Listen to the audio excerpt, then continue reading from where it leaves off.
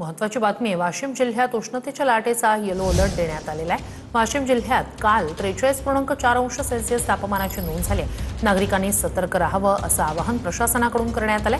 उष्माघाताची लक्षणं जाणवल्यास तात्काळ डॉक्टरांचा सल्ला घ्यावा असं आवाहन करण्यात आलंय। 14 मे पर्यंत उष्णतेचा येलो अलर्ट जारी करण्यात आलाय।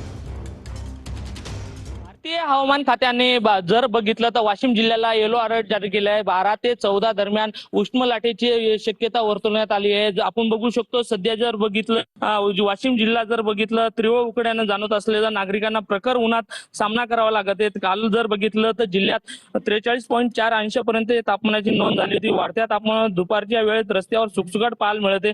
जिल्हा प्रशासनाच्या वतीने एक टोल फ्री नंबर दिला आहे, जेणेकरून अति आवश्यक असला तर उष्णघाताने कोणतीही अशी काही घटना घडलीच तर लगेच डॉक्टरांना टोल फ्री नंबरवर संपर्क साधण्याचा सल्लाही देण्यात आलाय। नागरिकांनी सतर्क राहून घरातच राहावे असे आवाहन करण्यात आलेले आहे। कॅमेरामन सचिन राणेसह विठ्ठल देशमुख, TV9 मराठी, वाशिम।